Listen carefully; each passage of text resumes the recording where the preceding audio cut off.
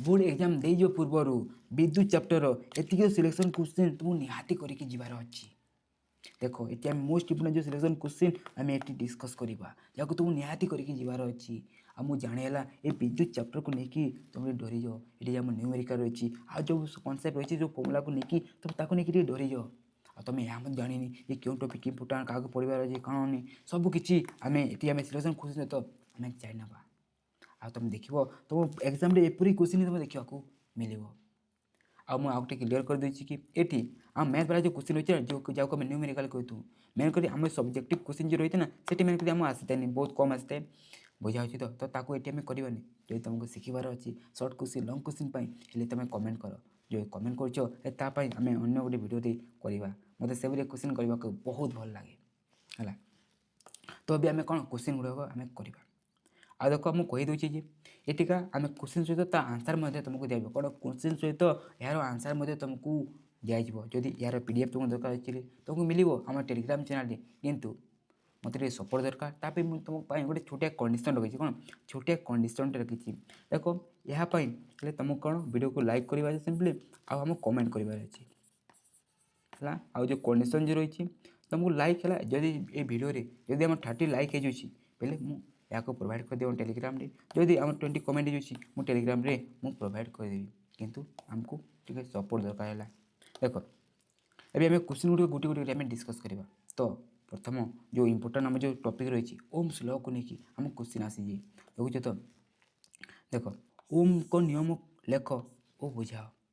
बुझाला तो आम डिस्कस करवा सहित यहाँ नहीं आम एपरी भाव आम क्वेश्चन आसीजे तो आम डिस्कस करवा प्रथम कौन आम ओम को नियम लेख ओ बुझाओ कहला ओम को नियम कौन कहे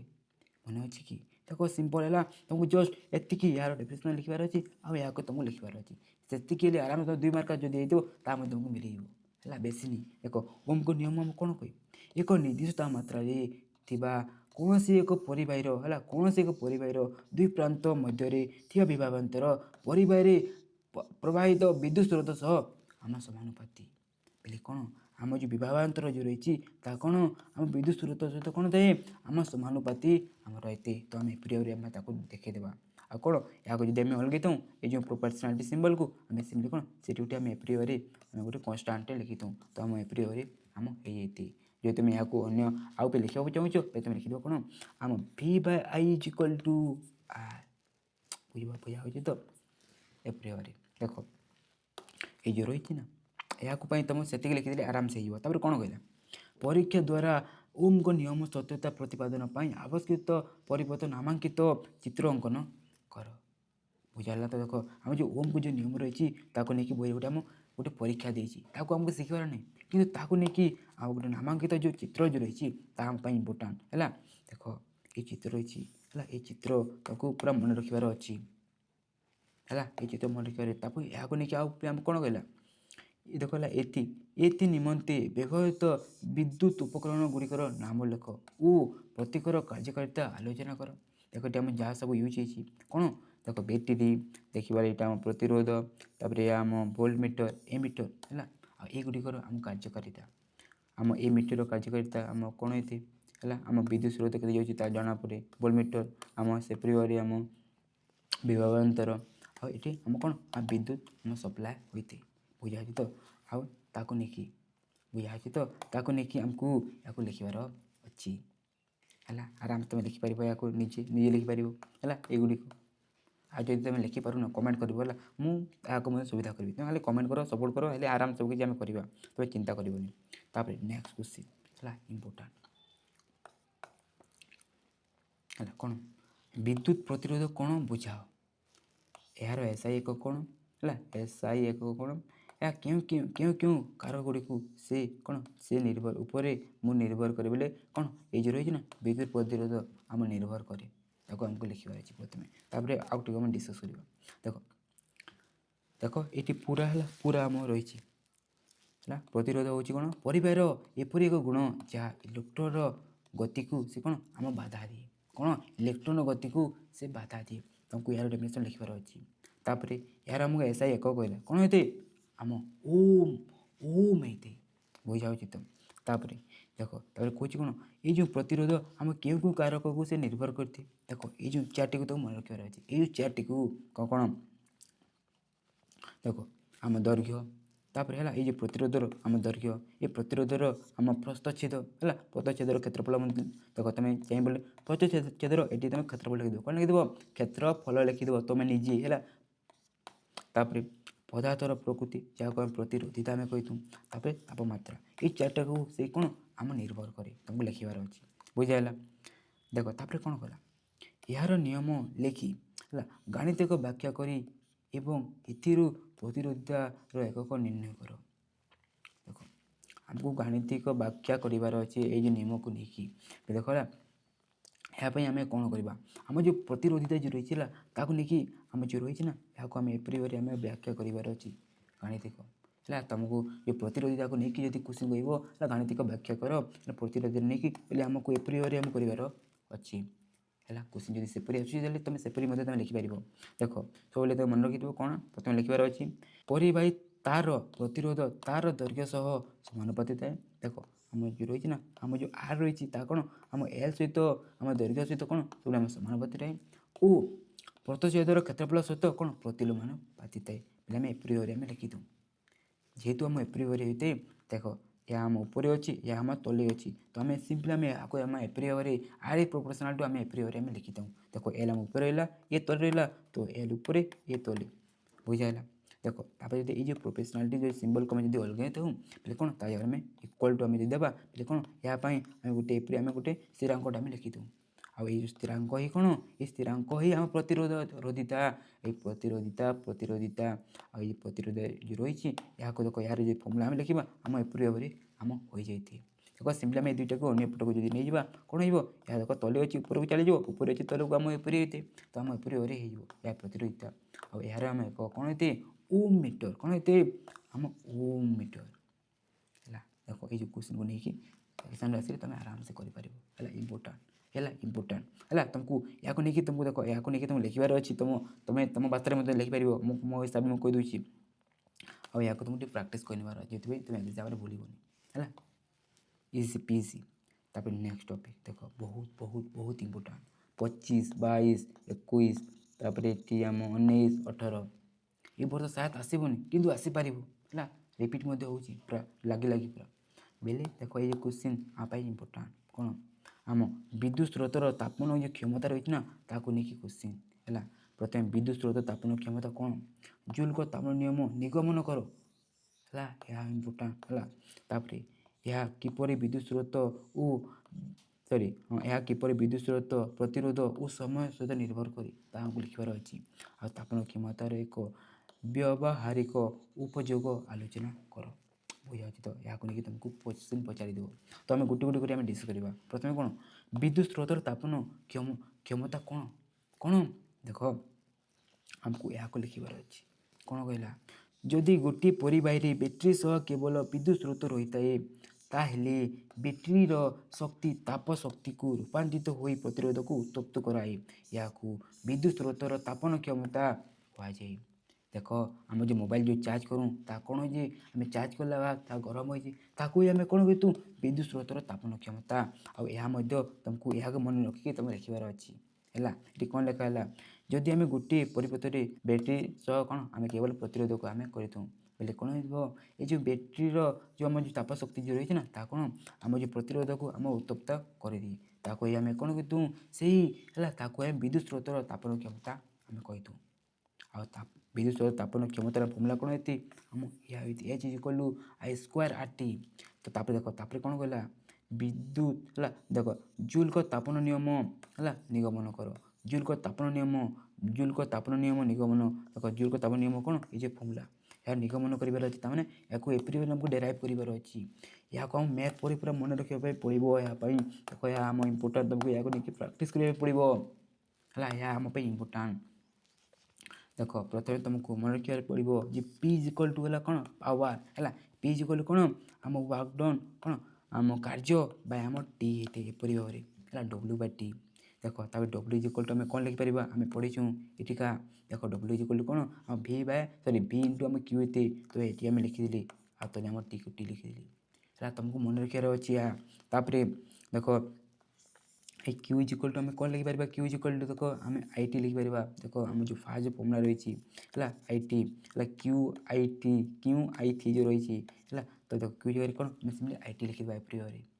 ହେଲା। ଦେଖ ତାପରେ ଏହା ପରେ ଆମ ଏପରି ଭାବରେ ହେଇଯିବ। ଦେଖ ବିକୁ ବି ଆଉ କ୍ୟୁ ଜାଗାରେ ଆମେ ଆଇ ଟି ଲେଖିଦେଲି ତାପରେ ଯେଉଁ ଟି ତଳେ ରହିଛି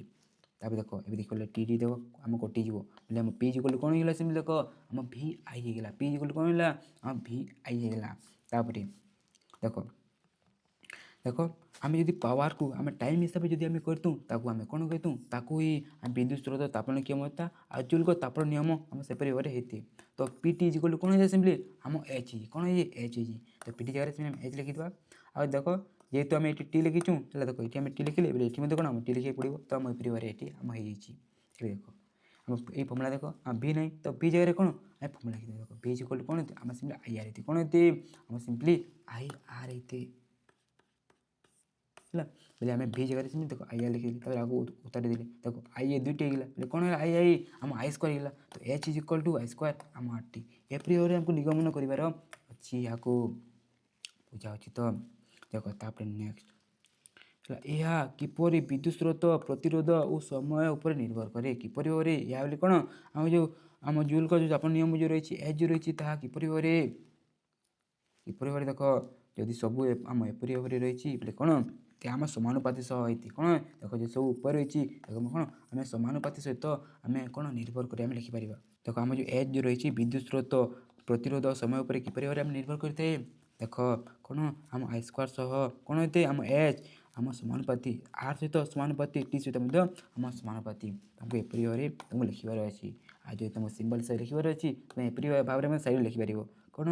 ଆମ ଏଚ୍ ଇଜ୍ ହେଲା ପ୍ରୋପୋର୍ସନାଲ୍ ଟୁ ଆମ ଆଇ ସ୍କୋୟାର ତାପରେ ଆମ ଏଚ୍ ଇଜ୍ ପ୍ରୋପୋର୍ସନାଲ୍ ଟୁ ଆମର ଆର୍ ତାପରେ ଏଚ୍ ଇଜ୍ ପ୍ରୋପୋର୍ସନାଲ୍ ଟୁ ତୁମେ ଟି ଏପରି ଭାବରେ ମଧ୍ୟ ତୁମେ ସାଇଡ଼୍ରେ ଲେଖିପାରିବ।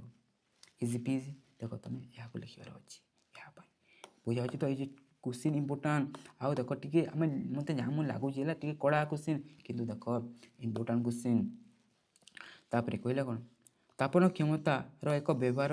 ହେଲା ଉପରେ ଆମକୁ ଆଲୋଚନା କର। ଦେଖ ତାପନ କ୍ଷମତା ଆମେ କିପରି ଭାବରେ ଆମ ରିଅଲ୍ ଲାଇଫ୍ରେ ବ୍ୟବହାର କରିଛୁ ତାକୁ ନେଇକି ହେଲା। ଦେଖ ବହୁତ ସାରା ରହିଛି ତୁମେ ଯେକୌଣସି ଗୋଟିକୁ ମନେ ରଖିବାର ଅଛି। ଦେଖ କ'ଣ ଆମ ଉପକାରୀ ଦେଖିବାରେ କ'ଣ ଆମେ ଜାଣିଛୁ ଏପରି ଭାବରେ ଯେଉଁ ଆମ ହିଟ୍ ଯେଉଁ କ'ଣ ରହିଛି କି ଆମ ଯେଉଁ ବିଦ୍ୟୁତ୍ ତାପକ ରହିଛି ଆଉ ଯେଉଁ ଆମ ସ୍ତ୍ରୀ ରହିଛି ସେଠି ଆମେ ଏହାକୁ ବ୍ୟବହାର କରିଥାଉ ଆଉ ଏଠି କ'ଣ ଆମେ ଗରମ କରିକି ଆମ ସବୁକିଛି କରିପାରିଥାଉ। ତାପରେ ଦେଖ ବିଜୁ ବଲ୍ବରେ ଏହାର ବ୍ୟବହାର ହେଇଥାଏ ଆଉ ଫ୍ୟୁଜ୍ରେ ମଧ୍ୟ ଏହାର ବ୍ୟବହାର କରାଯାଇଥାଏ। ଦେଖ ମୁଁ ଡିଟେଲ୍ରେ ଯାଉନି ତୁମେ ଆରାମସେ ଏଗୁଡ଼ିକୁ ନେଇକି ତୁମେ ଲେଖିଦେବ ଆରାମସେ ହେଇଯିବ ହେଲା। ବୁଝା ହେଲା ତ ଇମ୍ପୋର୍ଟାଣ୍ଟ କୋଶ୍ଚିନ୍କୁ ଆମେ ଡିଟେଲ୍ରେ କରିନେଲି। ଦେଖ ଏଇ ଯେଉଁ ତିନି ଯେଉଁ ଡିସିପ୍ଲିନ୍ ନା ଏହା ବହୁତ ଇମ୍ପୋର୍ଟାଣ୍ଟ ତୁମକୁ ଏହାକୁ ପ୍ରଥମେ ପୁରା ଭଲ ଭାବରେ କରିନେବାର ଅଛି। ତାପରେ ଆମେ ନେକ୍ସଟକୁ ଯିବା ହେଲା। ନେକ୍ସଟ ଯେଉଁ ଇମ୍ପୋର୍ଟାଣ୍ଟ ରହିଛି ନେକ୍ସଟ କ'ଣ ପଙ୍କ୍ତି ଓ ଆମ ଯେଉଁ ସମାନ୍ତର ଯେଉଁ ସଂଯୋଗ ରହିଛି ନା ଦୁଇଟି ଯେଉଁ ରହିଛି ପଙ୍କ୍ତି ଆଉ ଗୋଟେ ସମାନ୍ତର ସଂଯୋଗ ତାକୁ ନେଇକି କ'ଣ ତା'ର ପାର୍ଥକ୍ୟ ମଧ୍ୟ ଏକ୍ଜାମ୍ରେ ପଚାରିପାରିବ। ଦେଖ ଏହାକୁ ମୁଁ ଏବେ ମଧ୍ୟ ପୁରା ଡିଟେଲ୍ ତୁମକୁ ବତେଇ ଦେଉଛି। ଦେଖ ଆଉ ପଙ୍କ୍ତି ଆଉ ସମାନ୍ତରାଳ ହେଲା ଚିତ୍ର ତ ତୁମେ ଜାଣିଥିବ ତ ଆରାମ ତୁମେ କରିପାରିବ। ଦେଖ ଆମ କ'ଣ ପଙ୍କ୍ତି ସଂଯୋଗରେ ଆମ ପ୍ରତିରୋଧ ଗୁଡ଼ିକ କ'ଣ ଆମ ଏକ ଧାଡ଼ିରେ ପ୍ରାନ୍ତକୁ ପ୍ରାନ୍ତ ଆମର ରହିଥାଏ କିନ୍ତୁ ସମାନ୍ତରାଳରେ କ'ଣ ଆମ ସହ ସମାନ୍ତର ଭାବରେ ଆମ ରହିଥାଏ। ତାପରେ ଦେଖ ଏଇ ଯେଉଁ ପଏଣ୍ଟ ଗୁଡ଼ିକ ମୁଁ ଏପରି ଭାବରେ ଏଠି ଲେଖିଦେଇଛି କିନ୍ତୁ ତୁମକୁ ଟିକେ ଭାଷାରେ ଲେଖିବାର ଅଛି। ଦେଖ କିପରି ଦେଖ ଆମ ବିଦ୍ୟୁତ୍ ସ୍ରୋତ ହେଲା ଆମେ ଯଦି ପଙ୍କ୍ତି ସଂଯୋଗରେ ଦେଖିବା ବିଦ୍ୟୁତ୍ ସ୍ରୋତ କ'ଣ ଆଉ ପ୍ରତିରୋଧକ ହେଲା ପ୍ରତିରୋଧ ଗୁଡ଼ିକରେ ଆମ କ'ଣ ଥାଏ ଆମ ସମାନ ଥାଏ କ'ଣ ପ୍ରତିରୋଧ ଗୁଡ଼ିକରେ ଆଉ ବିଦ୍ୟୁତ୍ ସ୍ରୋତ ଆମ ସମାନ ଥାଏ ଏଠି ଲେଖିବାର ଅଛି। ଏଠି କ'ଣ ଏଠି ଆଉ ପ୍ରତିରୋଧ ଗୁଡ଼ିକରେ ବିଦ୍ୟୁତ୍ ସ୍ରୋତ ଅସମାନ ରହେ କ'ଣ ଥାଏ ଅସମାନ ରହେ। ତାପରେ ଏଠି ଆମ ପ୍ରତିରୋଧ ଗୁଡ଼ିକରେ ଆମ ବିଭବାନ୍ତର ଆମ ଅସମାନ ରହେ ଆଉ ପ୍ରତିରୋଧ ଗୁଡ଼ିକରେ ବିଭବାନ୍ତର ଆମ ସମାନ ରହେ। ତାପରେ ଏଇ ଯେଉଁ ସୂତ୍ର ତୁମେ ଦେଖ ଏଠୁ ଯେକୌଣସି ତୁମେ 2-3ଟି ମନେ ରଖିଦେଉଛ ତାହା ଯଥେଷ୍ଟ ହେଲା। ତା'ର ପାର୍ଥକ୍ୟ ସେ ତୁମେ ଲେଖିପାରିବ ଯେତେ ମାର୍କ ଆସିଲେ। ଦେଖ ତାପରେ ଏହାକୁ ନେଇକି ମଧ୍ୟ ଆମ କୋଶ୍ଚିନ୍ ଏପରି ପଚାରି ଦେଇଛି। ଦେଖ କ'ଣ କହିଲା କୋଶ୍ଚିନ୍ ଗୃହ ବିଦ୍ୟୁତ୍ ପରିପଥରେ ପ୍ରତିରୋଧ ଗୁଡ଼ିକ ସମାନ୍ତର ସଂଯୋଗ କରାଯାଏ କାହିଁକି ଆଉ ଏହା ସହିତ ଦେଖ ଆଉ କାହିଁକି ଏ ପଙ୍କ୍ତି ସଂଯୋଗ କରାଯାଏ ନାହିଁ ତାହା ମଧ୍ୟ ଆମକୁ ନେଇକି କୋଶ୍ଚିନ୍ ଆସିଯାଇଛି ତ ଆମେ ପ୍ରିପେୟାର ହେବାର ଅଛି। ତ କାହିଁକି ସମାନ୍ତରାଳ ଭାବରେ ସଂଯୋଗ କରାଯାଏ କାହିଁକି ଦେଖ ଆମେ ଜାଣିଛୁ ଆମ ଯେଉଁ ଉପକରଣ ଗୁଡ଼ିକ ମେନ୍ କରି ଆମ ଭୋଲ୍ଟେଜ୍ ଆମ ସମାନ ଦରକାର ଅଛି ହେଲା। ବେଲେ କ'ଣ ଏଇ ଯେଉଁ ସମାନ୍ତରାଳ ଭାବରେ ଯଦି କରିବା ସମସ୍ତ ଉପକରଣରେ କ'ଣ କ'ଣ ଆମ ଭୋଲ୍ଟେଜ୍ ସମାନ ଦେଖିବାକୁ ମିଳିବ ହେଲା। ତା ପାଇଁ ଫାଇଦା ହେଇଥାଏ। ତାପରେ ସେକେଣ୍ଡ ଦେଖ ଯଦି ଆମେ କ'ଣ ସମାନ୍ତର ଭାବରେ ଯଦି କରିବା କ'ଣ ଆମ ଯେ ପ୍ରତ୍ୟେକ ଉପକରଣ ଆମ ସ୍ୱତନ୍ତ୍ର ଭାବରେ ରହିଥାଏ। ଯଦି ଗୋଟିଏ ଖରାପ ହେଇଯାଏ ଅନ୍ୟ କିଛି ଆମ ଏଫେକ୍ଟ ହୁଏନି। ତ ସେଥିପାଇଁ ଆମେ ସମାନ୍ତର ଭାବରେ ଆମେ କରିଥାଉ। ଆଉ ଯଦି ତୁମ କୋଶ୍ଚିନ୍ ଯଦି ଆସୁଛି କ'ଣ ଆମେ ପଙ୍କ୍ତି ସଂଯୋଗରେ କାହିଁକି ଆମେ କରୁନି କାହିଁକି ନା ଦେଖ ଏଠି କ'ଣ ଆମେ ପଙ୍କ୍ତି ସଂଯୋଗ ଯଦି କରିବା ଆମେ ଭୋଲ୍ଟେଜ୍ ସମାନ ମିଳିବନି। ବୁଝାଅଛି ତ ଆମକୁ ସମାନ ଦରକାର ଅଛି। ଆଉ ତାପରେ ଦେଖ ଆମେ ଯଦି ସମାନ୍ତର ଭାବରେ ନ କରିକି ଯଦି ପଙ୍କ୍ତିରେ ଯଦି ଆମେ କରିବା କ'ଣ ହେବ ଯଦି ଆମେ ଗୋଟେ ଖରାପ ହେଇଯିବ ହେଲା। ଦେଖ ଆମ ପୁରା ସିଧା ଏପରି ଥାଏ ଯଦି ଏ ଖରାପ ହେଉଛି ଆମ ଇଲେକ୍ଟ୍ରିସିଟି ଏହା ପାଇବନି ମାନେ ଏହା ଆମକୁ କିଛି କାମ ଦେବନି ହେଲା। ତ ତୁମେ ସେପରି ତୁମେ ଏହାକୁ ଲେଖିପାରିବ ହେଲା ଇଜି ପିଜି। ଦେଖ ତାପରେ ନେକ୍ସଟ ଟପିକ୍ ଆମ ବିଦ୍ୟୁତ ପାୱାରକୁ ନେଇକି ମଧ୍ୟ ତୁମେ କୋଶ୍ଚିନ୍ ପଚାରିପାରିବ ହେଲା। ଦେଖ ବିଦ୍ୟୁତ ପାୱାର କ'ଣ ଏହାର ଏସ୍ଆଇ ଏକକ କ'ଣ ହେଲା କ'ଣ ଆଉ ବିଦ୍ୟୁତ ପାୱାର କ'ଣ ଯେଉଁ ହାରରେ ବିଦ୍ୟୁତ ଶକ୍ତି ପରିପଥରେ ଖର୍ଚ୍ଚ ହୁଏ ତାକୁ କ'ଣ ଆମେ ବିଦ୍ୟୁତ ପାୱାର କହିଥାଉ। ଏହାକୁ ତୁମକୁ ଲେଖିବାର ଅଛି। ଆଉ ଏ ଯେ ଫର୍ମୁଲା P = V ତୁମେ ଆରାମସେ ଲେଖିଦେବାର ଅଛି ବୁଝିହେଲା। ଆଉ ଏହାର ଆମ ଏସ୍ଆଇ ଏକକ କ'ଣ ହେଇଥାଏ ଆମ ୱାଟ୍ ହେଇଥାଏ କ'ଣ ହେଇଥାଏ ୱାଟ୍ ହେଲା। ଦେଖ ଯାହା ସବୁ ଇମ୍ପୋର୍ଟାଣ୍ଟ ଯେଉଁ ଟପିକ୍ ଥିଲା ନା ଆମେ ତାକୁ ଖତମ କରିନେଲି। ଆଉ ଦେଖ ଏଠି ଆମକୁ ଗୋଟେ ନ୍ୟୁମେରିକାଲ ମୁଁ ରଖିଛି କିନ୍ତୁ ମୁଁ ଏଠି ନ୍ୟୁମେରିକାଲ କରିବିନି ଖାଲି ତୁମକୁ ଟିକେ ମୁଁ ମନେ ପକାଇ ଦେବାର ଅଛି। ଯଦି ତୁମକୁ ନ୍ୟୁମେରିକାଲ କୋଶ୍ଚିନ୍ର ତୁମକୁ ଭିଡ଼ିଓ ଦରକାର ଅଛି ହେଲେ କମେଣ୍ଟ କରିବ ହେଲା। କମେଣ୍ଟ କରିବ ଏପରି ଯେଉଁ କୋଶ୍ଚିନ୍ ଆସିଯାଇଛି ତୁମ ବୋର୍ଡ଼ ଏକ୍ଜାମ୍ରେ ତା ସହିତ ଅନ୍ୟ କୋଶ୍ଚିନ୍ ଆମେ କରିବା ତା ସହିତ ବହୁତ ସାରା ତୁମ MC କୋଶ୍ଚିନ୍ ଯେଉଁ ଆସିଛି ନା ତ ଏପରି ନ୍ୟୁମେରିକାଲ ତାହା ମଧ୍ୟ ଆମେ କରିବା ତା ପାଇଁ ତୁମେ କମେଣ୍ଟ କର। ତ ଦେଖ ଏଠି ଆମେ ତୁମ ଯେଉଁ ମୋଷ୍ଟ ଇମ୍ପୋର୍ଟାଣ୍ଟ ଯେଉଁ ଥିଲା ନା ହେଲା ତୁମ ଏଇ ଯେଉଁ ଚାପ୍ଟରକୁ ନେଇକି ବିଦ୍ୟୁତ ଚାପ୍ଟରକୁ ନେଇକି କୋଶ୍ଚିନ୍ ଆମେ ଡିସ୍କସ୍ କରିନେଲି ଏକ୍ଜାମ୍ ପୂର୍ବରୁ ତୁମକୁ ଏସବୁ ଜାଣିବା ବହୁତ ଜରୁରୀ। ଯଦି ଏହାକୁ ନେଇକି ଅନ୍ୟ କିଛି ଡାଉଟ୍ ରହିଛି କ'ଣ ଅଛି ତୁମେ କମେଣ୍ଟ କର ତାକୁ ଆମେ ସୁବିଧା କରିବା। କିନ୍ତୁ ଆଉ ଗୋଟେ ମନେ ରଖ ଏହାର PDF ଦରକାର ଅଛି ଏହାକୁ ତୁମକୁ କମପ୍ଲିଟ୍ କରିଦେବାର ଅଛି। Thank you for watching.